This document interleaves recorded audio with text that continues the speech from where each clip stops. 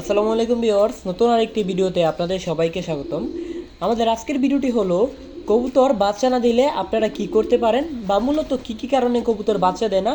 তো সেই বিষয়গুলো নিয়ে আমরা আজকের এই ভিডিওতে আলোচনা করব। ভিডিওটি শুরু করার আগে অবশ্যই আপনাদের কাছে ছোট্ট একটি রিকোয়েস্ট থাকবে, যারা আমাদের চ্যানেলে নতুন আছেন অবশ্যই চ্যানেলটিকে সাবস্ক্রাইব করে দিয়ে আমাদের পাশে থাকবেন, যাতে আমরা যখন পরবর্তী নিত্য নতুন ভিডিওগুলো আপলোড করব সবার আগে যাতে আপনাদের কাছে পৌঁছে যায়। তো চলুন কথা না বাড়িয়ে আমাদের আজকের ভিডিও শুরু করা যাক। কবুতর বাচ্চা না দেওয়ার অনেক কারণ রয়েছে।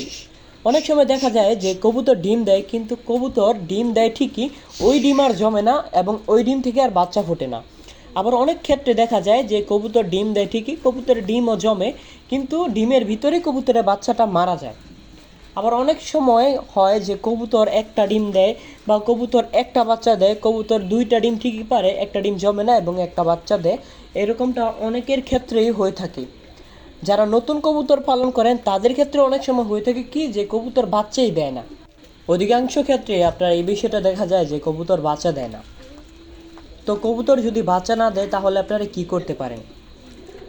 কবুতর বাচ্চা না দেওয়ার অনেকগুলো কারণ রয়েছে। মনে করেন যে আপনার কবুতর ডিম পারে, কবুতরের ডিমও জমে, কিন্তু কবুতর ডিম জমার সময় বা কবুতর যখন ডিমটা ফুটবে ওই সময় কবুতর আর ডিমটা ফোটে না, কবুতরের ডিমের ভিতরে বাচ্চাটা মারা যায়। মানে কবুতরের যে ডিমের ভিতরে যে বাচ্চাটা হয়েছে ওই বাচ্চাটা ডিমটাকে ফুটিয়ে বের হতে পারে না।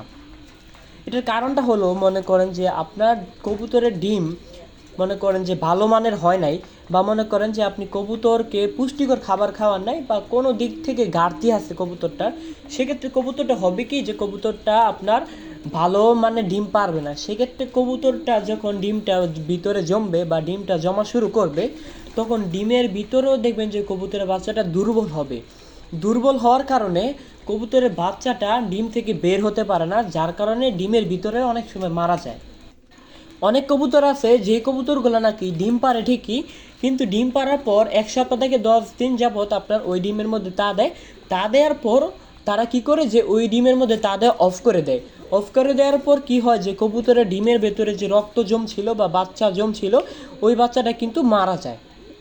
কবুতর বাচ্চা না দেওয়ার সবচেয়ে বড় কারণ যেটা যেটা সবার সাথেই হয়ে থাকে, সেটা হচ্ছে কবুতর ডিম দেয় ঠিকই কিন্তু কবুতর বাচ্চা দেয় না। তো এটার মূলত কারণটা কি? এটার একটাই কারণ, যে কবুতর আপনি যে জোড়া কবুতর পালন করতেছেন, আপনার যে জোড়া কবুতর ডিম পারতেছে কিন্তু বাচ্চা দিচ্ছে না, ওইটার নর কবুতরের বা মাদি কবুতরের যে কোনো একটা সমস্যা আছে, যে কারণে কিন্তু কবুতর ডিম দিচ্ছে না। বা দুইটারই সমস্যা থাকতে পারে। অনেক সময় মাদি কবুতরের সমস্যা থাকে যে কারণে কিন্তু ডিম জমে না, আবার অনেক সময় নর কবুতরেরও সমস্যা থাকে যে কারণে কিন্তু কবুতরের ডিম জমে না। আবার অনেক ক্ষেত্রে দেখবেন যে আপনাদের কবুতরের ডিম জমে, বা একসময় কবুতরটা ডিম বাচ্চা করতো, কিন্তু হঠাৎ করে কবুতর ডিম দিতেছে ঠিকই কিন্তু কবুতরের ডিম আর জমছে না। তো এরকম কারণ যদি হয়ে থাকে তাহলে আপনারা নর মাদি আলাদা করবেন। আলাদা করার পর আপনারা ভিটামিন ই ক্যাপসুল খাওয়াবেন নরকেও মাদিকেও, এবং আপনারা কড লিভার অয়েল খাওয়াতে পারেন। সেক্ষেত্রে আপনারা 1 সপ্তাহ বা 10 দিন যাবৎ খাওয়াতে পারেন। তারপর যখন কবুতর দুইটা আবার জোড়া দেবেন, হয়তো বা কবুতর আবার আগের মতো ডিম বাচ্চা করতে পারে। আরেকটা বিষয়, যারা নতুন কবুতর পালন শুরু করছেন তাদের জন্য অনেক গুরুত্বপূর্ণ। অনেক সময় দেখবেন যে নতুন কবুতর মানে হচ্ছে নিউ অ্যাডাল্ট কবুতর প্রথম যখন ডিম দেবে, অনেক সময় ডিমের মধ্যে তা দেয়, ডিমও ফোটে, কিন্তু কবুতরের বাচ্চা দেওয়ার পর কবুতর বাচ্চাকে আর খাওয়ায় না, বাচ্চা দুইটা মারা যায়। অনেক সময় কিন্তু এরকম হয়ে থাকে। তো এটার কারণটা মূলত হলো যে আপনার যে নিউ অ্যাডাল্ট কবুতর, ওই কবুতরটা কিন্তু জীবনে প্রথম, বা ওই কবুতর মানে প্রথম কিন্তু ডিম দিছে, যার কারণে কিন্তু কবুতরটা বোঝে না। এই কারণে কিন্তু কবুতরের বাচ্চাগুলো মারা গেছে বা তারা খাওয়ায় নাই।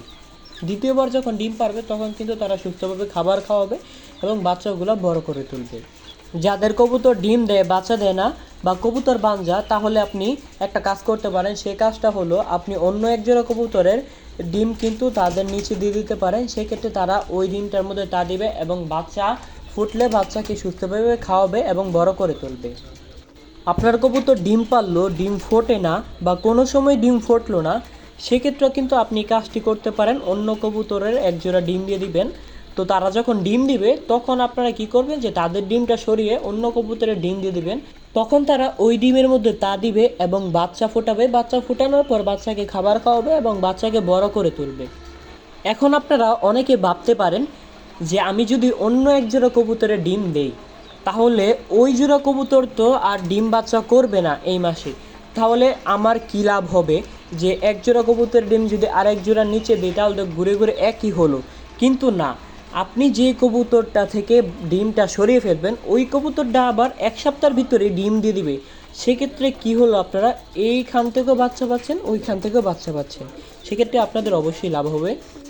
তো ভিউয়ার্স, আমাদের আজকের ভিডিওটি এই পর্যন্তই। ভিডিওটি ভালো লাগলে অবশ্যই একটি লাইক দেবেন, চ্যানেলটিকে সাবস্ক্রাইব করে দিয়ে আমাদের পাশে থাকবেন।